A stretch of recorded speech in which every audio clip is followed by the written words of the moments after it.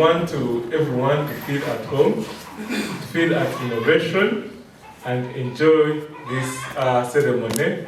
Right here today, we have some young brains or young minds who were, one, courageous enough to share their ideas, to share their brains out. Number two, who were good enough such that their ideas really stood out amongst the multitude of ideas that we received. Let's clap for all of us in this room. Let's get welcoming remarks from our CEO, Mr. D. Mamba. By the name is David Martin, hence the DML. I want to welcome everybody, the participants, colleagues, a few visitors who are here to bless this occasion. Let me start by telling you what the Medal of Excellence is. Before I get to the medal, let me first tell you about Innovation Consortium. Innovation Consortium is a collection, is an amalgamation of companies and individuals whose main objective and goal is to solve everyday challenges. That is in construction, mechanical engineering, and so many others. We are a group of around 17 people and around 12 companies that span a range of fields, from mechanical engineering, agricultural engineering, to many. So once again, you're welcome. What you're seeing here is what happened last year. We give out this medal every year. It's in a way of celebrating excellence in ideation and innovation. Where does this idea come from? In a world where everyone knows full figure, and full figure has a following of over 1 million people, and yet people like the late Dr. Musaazi, the late Zikusoka, no one knows them. We came out and tried to shine a light on these people, to shine a light on what really matters, to really reward, recognize, and put a shine on a few brains out there.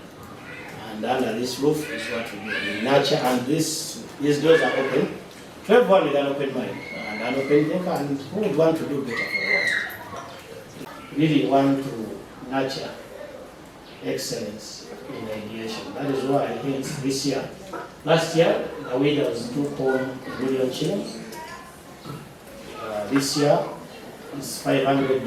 There has been a change. In the announcement, only the winner and the first runner-up were going to win. But after judging your ideations, we took a second stand, like even the second runner-up, $500. Second person will get, or second group will get $150. And third place, $100. Though, on top of that, whether you live here, the Medal of Excellence winner or not, all of us will get at least a participation allowance, no matter the position we've gotten. So, once again, welcome. We welcome Mr. Jukes to talk to us about what the Medal of Excellence is all about. Good evening. I was told when it's past 4, it becomes evening. I also want to look better than you, pretending I know you. So, maybe I'll give a brief about Innovation Consortium. Like probably this site,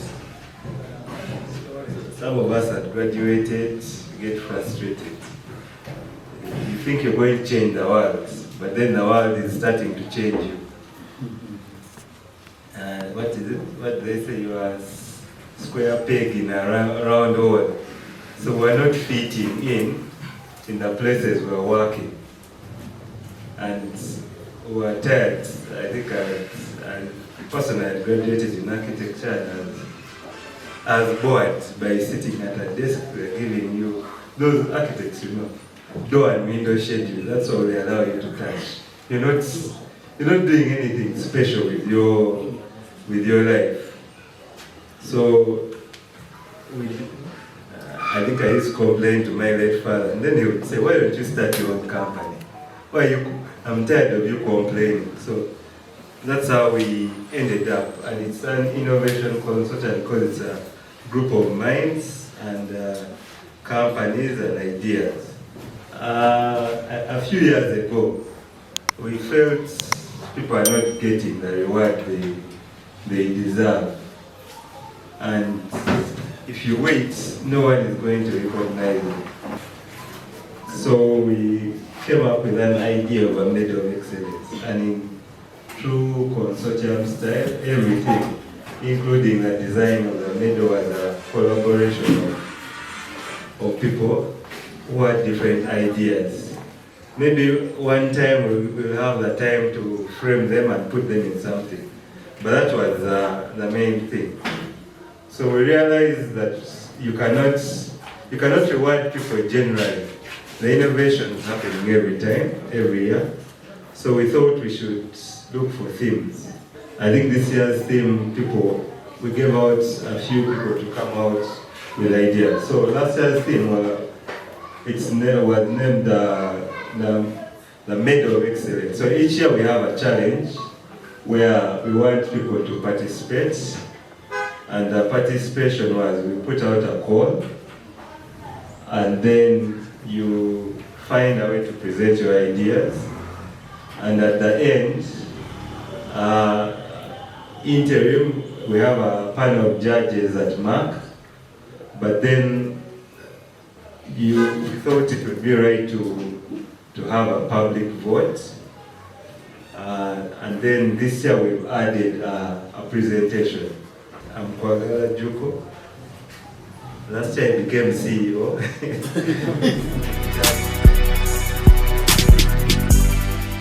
Good evening. Good evening. My name is Nankabirwa Anointed. This is the pivotal shelter, and it comes from an idea that it's a pivot. I'm designing for scenarios like nyege, camps, disastrous scenarios where you really don't need to do a lot of construction.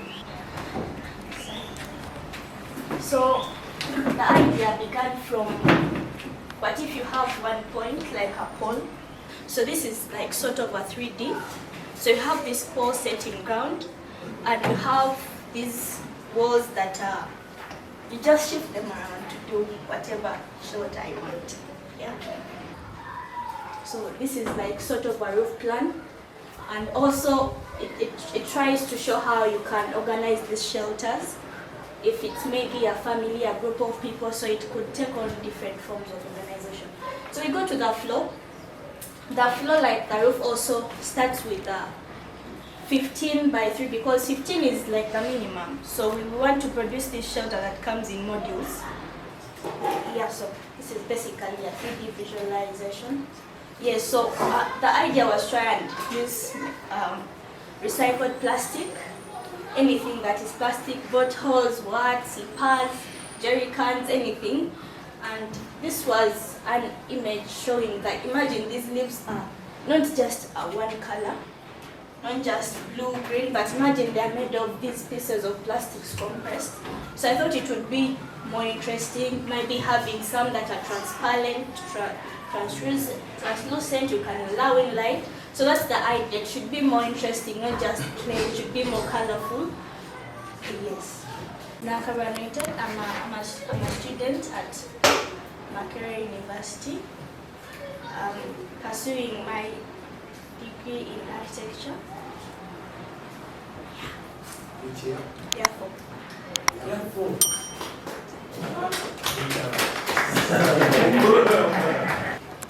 Anointed, I like the idea. It has potential because every idea starts small. Like it's like starting from zero, and you always have to build upon it. But if you leave it the way if you leave it, then it won't grow. So you have to continue working upon it. Like for example, like how is the building going to stand, like a foundation, like stuff like that, simple stuff. And also security. Nankabirwa, my name is Byron. But don't know, they say we should give positive criticism. I think the idea is super. Personally, I took time to understand the idea.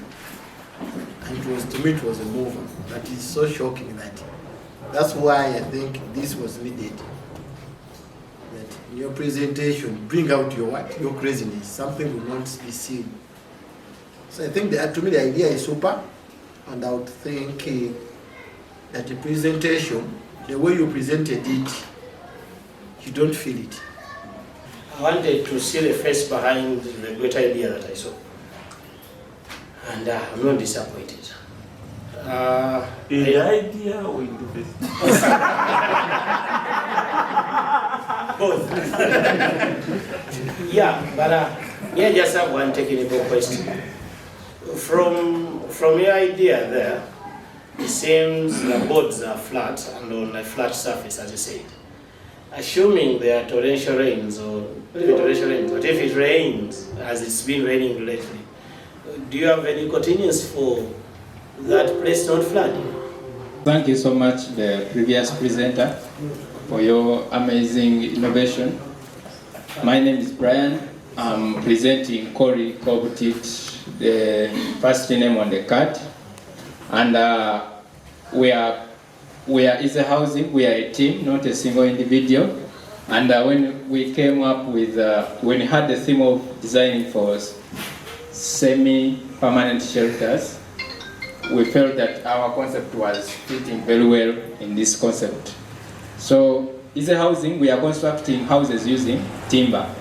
But the beauty about it is that, why did we come up with this idea?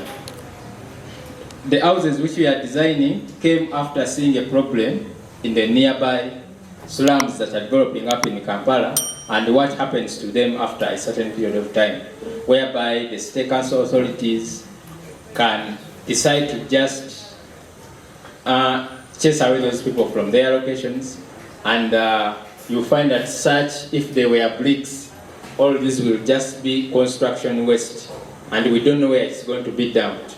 So we came up with a concept whereby we can design a simple home like this one, just using timber, and this is a home which we can fully make into a carpentry workshop using screws, and we don't use nails anywhere, and the home sits on these foundation blocks which we make from aggregate and recycled plastic. So why is it a semi-permanent shelter concept? First of all, you could set up a simple studio like this one in this area like here, and maybe at a certain point T, maybe you change up your mind and say you are tired of staying in this location. If it was a concrete house like the one we are in, it will be hard actually to crash the entire structure down, then you take away the blocks. But with the timber, we just unscrew away, we remove the screws from the entire panels, we pack the panels in the vehicle, then we go and reassemble it in another location. Thank you so much. My name is Brian Kurubia. My background is in sustainable forestry. Here are the elements, water or something, usually within 2 or 3 years, gets the wood away. So do you treat your wood? What is special about your wood that after 5 years? The other thing is, my question was very simple, but assembling and disassembling and you're using screws, it may be a bit of, I see it a bit of a challenge. Thank you very much, Mr. Kokuda. Your idea is kind of interesting, the fact that you're using wood as a material. But now I'm so curious on how the element of wood is attached to the, speaking of the foundation, like you have a concrete, sort of like a base. So that kind of connection, does it just sit there, or there's like sort of a technique? My name is Msito Isaac, and this is my team. I'm called Trinde Noor. Chividige Jethro is my name. My name is Mugwaya Raymond. Thank you very much. So, ladies and gentlemen, to take you through our design of a semi-permanent structure that we came up with as a group. Basically, we more focused on people that have faced a disaster or sort of like maybe refugees that are seeking for shelter, like immediate shelter. In our design, we aimed at creating a technique of construction that will enable a lot of people to acquire a decent and affordable housing. For example, if people are displaced by landslides, floods, they don't have to wait for the government to come and intervene. So here in our design, we're creating an inspiration where people are engaged and are able to use the available materials to do their construction. And through this, we looked at the structure of the wall. This is the main component of a building, since it's an enclosure. We are having this as the major components, the core material, the structure, where, for example, whereby someone can get a timber rod, fixes it into the ground, then on it, attaches an expanded metal, or we can call it a wire mesh. Then we're providing a provision where the space between here, the person can get any material around, for example, so that's this after trees have been cut, where, for example, in carpentry workshops, or put that powder waste is what they call sawdust. So someone can get sawdust, put it in these plastic bottles that are everywhere, and that makes up the core of the building. Then on top of that, into the interior, a plywood can be fixed. So by that, we are having a thin wall that is functional and it's light. So and we are not, in our design, we're not limiting to only using sawdust. Any other material that's available anywhere in any environment where the disasters happen can be used. For example, coffee husks can be fixed into the inside. We can have straw bales that are crushed, can also be fixed to form a wall. So as you can see, this structure, this wall is only 10 centimeters with a wire mesh inside. In between, we are having holes, this timber. Then on the outside, just a little bit of plaster that's just 20 millimeters thick. Okay, I'm Ian Orutega. So my question is really, have you thought of the unit costing? If someone right now said, I want to roll out that, did you have that in your consideration? Because I see you've had a lot of combination of materials there, but have you tried to think about what would be the unit costing? I would like to ask how long that structure would take to be established, because these are people on a survival level. They need something real quick. They need to secure their belongings, their children. They need to sleep, they're tired. So how much time would that take? So there's a housing deficit of 2.5 million in Uganda. That creates both a challenge but also an opportunity for the construction industry. Hello guys, my name is John Kabile. I'm the visionary mind behind NCGO. So, what is NCGO? NCGO, we aim at pioneering innovative, adaptable living for the present situation. So, with the tumbler, it's more than just a space, it's a lifestyle.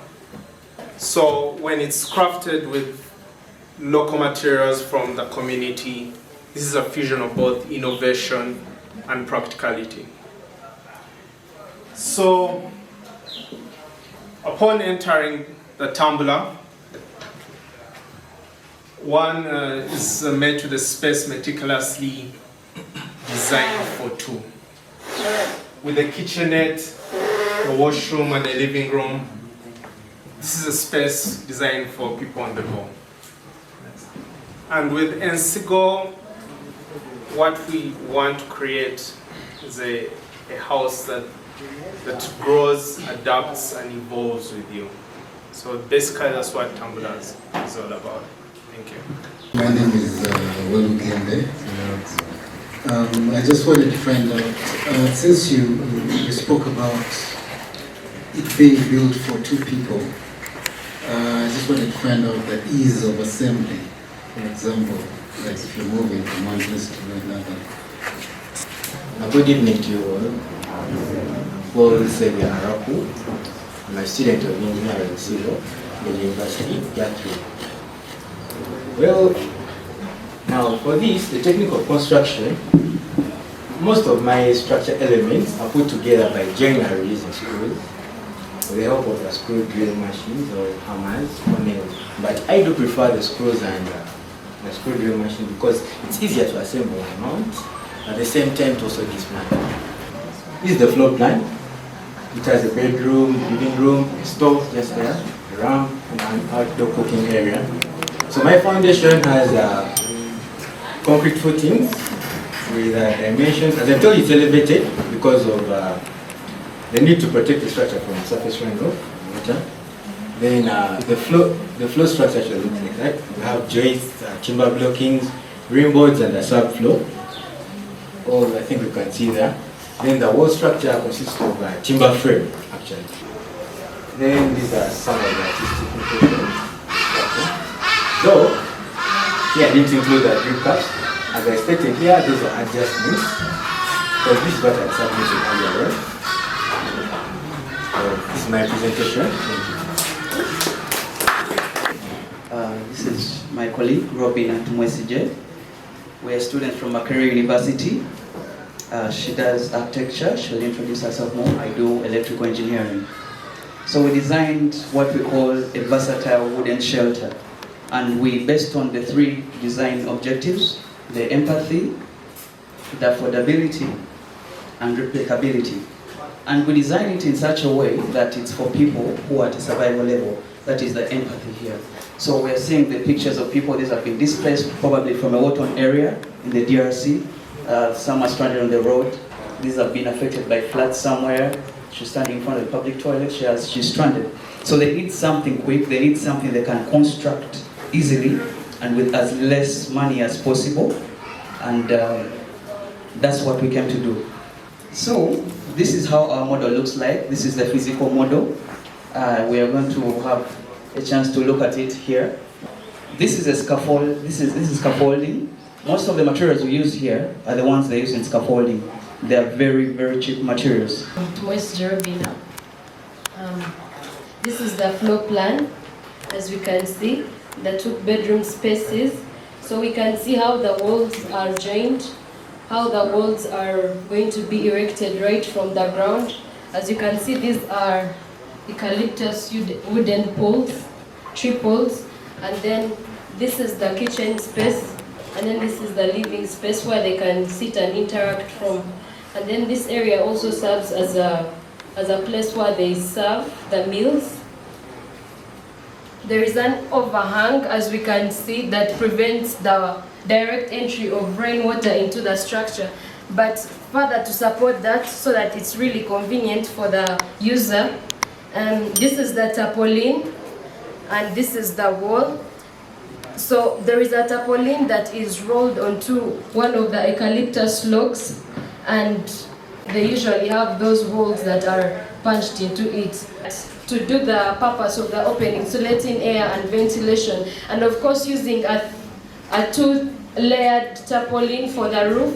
And the roof not only acts as an enclosure for the overhead, but it is also used for water harvesting, as you can see in this sketch. So the joinery of these materials, right from the model, you can see that the vertical eucalyptus logs are attached onto a horizontal member, but they can be transformed and rather used to put up something else. We only have one query about the roofing. You said it's tarpaulin. Those of you familiar with tents or something, when it shines, it gets too hot in there. I don't know if you have a solution for that. In the meantime, thank you for all the presenters. Just a few comments, but everyone is working to join the field. And the questions that you asked today were a bit hard. I felt sorry for most of you, but those are the questions our client ask us every single day. This project was about many of you dreaming, and I think the I hope the winner wins on, not on the technical aspects, they're important, but more or less on the idea. So we went to a slum in Kasoko near Chireka. If you know Mbuya, that valley that goes to Nawataka comes to Chireka, very near there. So this is where our journey started. This is all a space. You've seen my brother, that gentleman, and the camera. That's a space we had to design in. I think many people on social media were asking us the good question, where is the toilets? But I'll explain why. So part of good design is understanding the client and their needs. So we designed an entrance here, that this is a door, a kitchen there, then beds on the inside. But then if you think of a room as sitting room, all those things, in the space I've shown you, we don't have enough space. So these were 3Ds of our ideas, that she would have a stove on the outside. Then these were niches for her to store her things. Then we have enough cross ventilation. So we designed stairs that she could use for storage underneath. So if you can see that, that's a bed. So she has about 3 levels of beds. And then we had planned a shower in this corner. So this was the beginning of the journey. Now, an interesting story. The house was destroyed earlier than we had committed ourselves to do the project. So a gentleman from Every Life calls us and tells us, Mumanyi, I'm going to speak Uganda. Mchala wadeta ina nyumba for about 3 months. So we had to act quickly. This I think had happened maybe in May, so it's July and we have to start. So at that time we had not made a decision on what materials to use. But the lady collects plastic bottles as she washes clothes, collects plastic bottles. So we decided to get inspiration from some of the materials she uses. This is like a channel that runs through. So because it had to be waterproof as much as possible, we placed these plastic bottles in the foundation, and then we had to, because of instability of the ground, we put in a mesh, but we used a simple mesh. And then because we had chosen to use rammed earth for the construction, it would keep the house cool during the day and warm at night, because earth has what they call thermal mass. It dissipates the heat slowly through the night. So these were the things we used to mix with the soil. You know, earth in itself would crack. So we fabricated these, what we call storage niches here at the office, and the boarder took them to the site. So these were the windows we put. You can see the builders were making sure for soil not to enter. So we fabricated these here as well. So we tried to make them wider on the inside so that light could come inside and dissipate into the room. And we put them very high where people can't know what the lady owns. We realized everyone in the slum, after a quick survey, we realized people in the slum down there, they don't open their windows for security reasons. They have the windows, but they actually don't use them. Because you open your window, your next neighbor will seek something out. So we choose something that can work as a better equivalent. We were adjusting along the way. I think, Byron, we had fabricated a window, but by the time we get to site, we realized the neighbors used to steal the timber every single night. So one night we left one of the builders, and the lady's neighbor is the one who was stealing the timber, the one we were using. So these are things you learn in the real world. We discovered that maram is more valuable than cement or anything, because people use maram to build their houses. Our awarding process has been through, it was through different stages. One is we put out a call where everyone responded by sending in the ideas. Let's welcome our IT auditor. I would like to welcome everyone here. This is Medal of Excellency, the audit team. Of course, we did a lot of legwork. We know you guys put in a lot of effort to go ahead with casting your votes and all that. But in the background, a lot was happening. And I must say, a number of you folks were really at it. You really wanted this, as we shall be seeing as I proceed. So this is the basic summary of what happened or what transpired. We had a total of 6 finalists. These were the total votes per candidate. That is valid plus invalid. Mark those words. Valid plus invalid. Can you see what is happening? Plus rigged. I'm going to pinpoint for you one of the fingerprints we had. I'll not select all, because trust me, it was terrible. Now, look at this gentleman.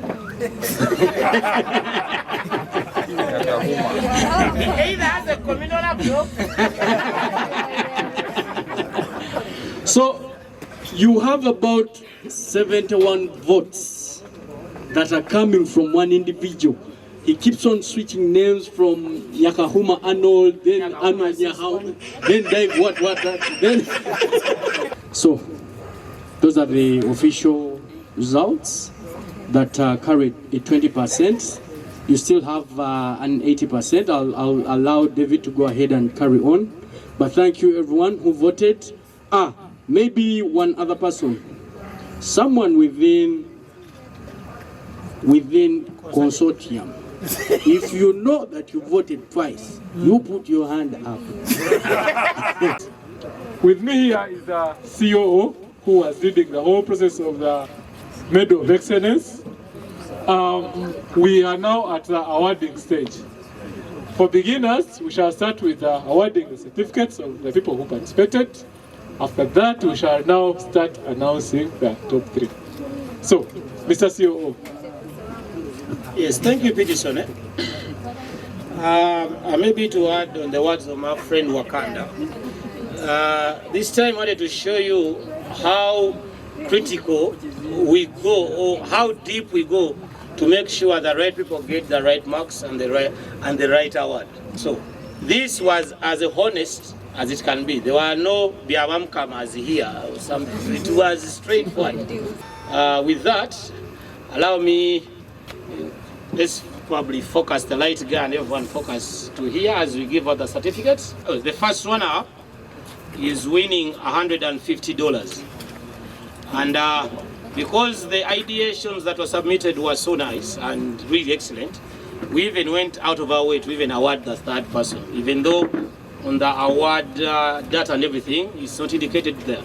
The third person will be winning $100 US. But nevertheless, being a finalist, being the cream of out of so many that submitted, requires at least recognition and reward. No one will leave, whether you're first or last, no one will leave without an envelope, courtesy of Innovation Consortium. Last year it was Zikso Kanyonyi Ntono, the man responsible for designing Stone City, Jinja. So, this year it is MK Musaazi, not the other MK. Yeah, this one. So, I'll probably call the chief guest, Walusimbi, in honor. Thank you so much.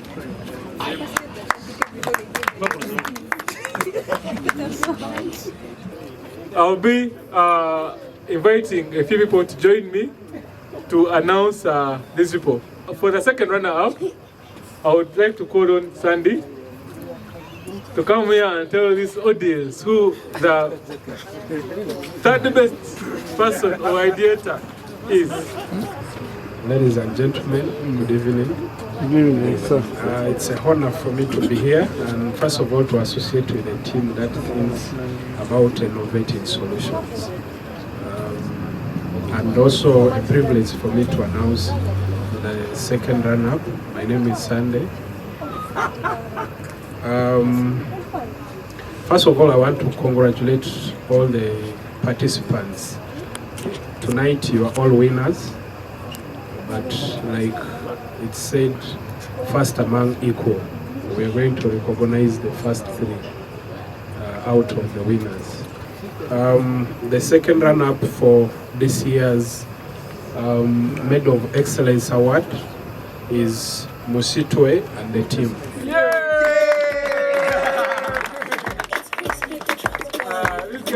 Musitwe was here last year.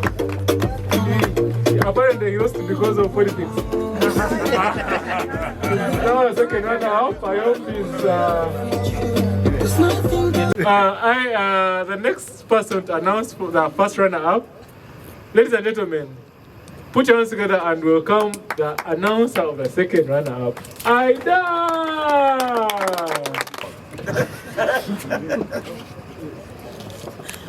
I'm not going to look at you, Silva. The second runner-up is Robinah and Walusimbi.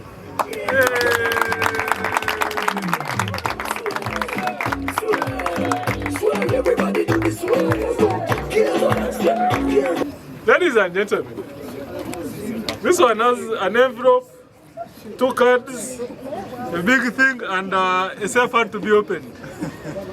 I am not qualified enough and competent to announce them. Allow me to call Ian to come and give us a blessing of announcing this event. Okay, so I'm happy to be here to give this award. At least my jacket has not gone to bad use. I'm glad we were able to use it. But also to appreciate every winner. I think for us, the idea really, when I first shared this dream some time back with other people, it was that we need to encourage more young people to dream. I think that's how we build our country. Without further ado, I'll announce the winner. Can anyone guess?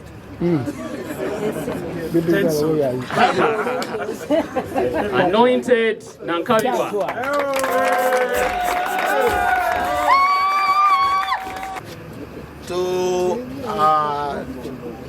The selection was more than fair. Those who have won. I have a short announcement. As a consortium, next year we may want to realize some of these projects in reality, not in a fantasy. So we are hoping next year we want to actualize some of the designs we have selected. And I would wish, there are some of you may not have won, but you want to be part of the team putting up what? The real project on the ground. So David will be reaching out to you. So if you get a message and if you want to be a part of it, but this time it will be actual. You will be on the ground, you will be working, you will be pushed. Then you'll be forced to fine-tune some of your designs together with our head team, Juku Kwagala.